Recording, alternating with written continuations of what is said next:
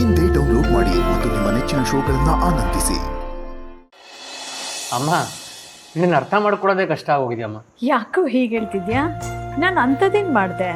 ಮತ್ತಿನ್ನೇನಮ್ಮ, ಚಂದನ್ ಅವರು ಈ ಮನೇಲಿರೋದು ಬೇಡ, ಅವ್ರ ಈ ಮನೆಗೆ ಬೇರೆ ಏನೋ ಉದ್ದೇಶ ಇಟ್ಕೊಂಡು ಬಂದಿದ್ದಾರೆ ಅಂತ ಅವ್ರ ಮೇಲೆ ಅನುಮಾನ ಪಟ್ಟು ನೀನೇ ಅವ್ರನ್ನೇ ಮನೆಯಿಂದ ಆಚೆ ಕಳಿಸ್ದೆ.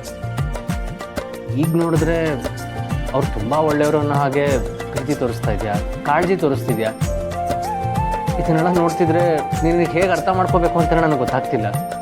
ಜೀವನದಲ್ಲಿ ಎಡವಿದ್ರೆ ಅಲ್ವಾ ವಿಶ್ವ ಸರಿಯಾಗಿ ನಡೆಯೋದನ್ನು ಕಲಿಯೋದು. ಹಾಗೆ ಇಷ್ಟು ದಿನ ಅವಳ ಬಗ್ಗೆ ತಪ್ಪು ತಿಳ್ಕೊಂಡು ಅವಳ ಮೇಲೆ ಅನುಮಾನ ಪಟ್ಬಿಟ್ಟೆ. ಅವಳು ಇಲ್ಲಿಂದ ಹೋದ್ಮೇಲೆ ಅವಳು ಏನು ಅಂತ ನನಗೆ ಅರ್ಥ ಆಗಿದ್ದು ವಿಶ್ವ. ಅದಕ್ಕೆ ಅವಳಿರೋ ಜಾಗಕ್ಕೆ ಹೋಗಿ ಕ್ಷಮೆ ಕೇಳಿ ಅವಳನ್ನು ವಾಪಸ್ ಕರ್ಕೊಂಬಂದೆ. ಸರಿ, ಕರ್ಕೊಂಡೇನೋ ಬಂದೆ, ಆದರೆ ಇಷ್ಟೊಂದು ಪ್ರೀತಿ ಯಾಕೆ ತೋರಿಸ್ತಿದೆ? ಯಾಕೆಂದ್ರೆ ಅವಳು ಈ ಮನೆ ಮಗಳು ಕಣೋ.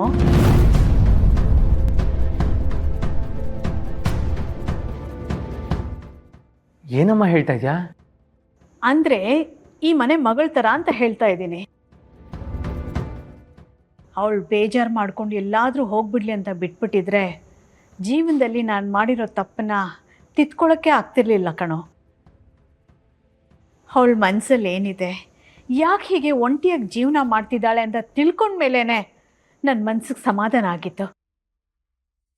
ಇಲ್ಲದೆ ಹೋಗಿದ್ದಿದ್ರೆ ಅವಳ ಬಗ್ಗೆ ಏನೂ ನನಗೆ ತಿಳ್ಕೊಳ್ಳೋಕ್ಕೆ ಆಗ್ತಿರ್ಲಿಲ್ಲ. ಒಂದು ರೀತಿಲಿ ಅವಳು ಈ ಮನೆಯಿಂದ ಹೊರಗಡೆ ಹೋಗ್ಬಿಟ್ಟು ಬಂದಿದ್ದೇ ಒಳ್ಳೇದಾಯಿತು.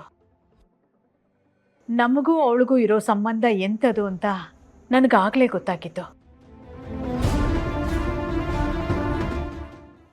ಸಂಬಂಧನ? ಏನು ಹೇಳ್ತಿದ್ಯಮ್ಮ? ಸಂಬಂಧ ಅಂದರೆ ರಕ್ತ ಹಂಚ್ಕೊಂಡೇ ಹುಟ್ಟಬೇಕು ಅಂತ ಏನೂ ಇಲ್ವಲ್ಲ. ಈ ಭೂಮಿ ಮೇಲೆ ಹುಟ್ಟಿರೋರು ಎಲ್ರೂ ಒಂದಲ್ಲ ಒಂದು ರೀತಿಲಿ ಸಂಬಂಧಿಕರಾಗಿ ಇರ್ತಾರಲ್ವಾ.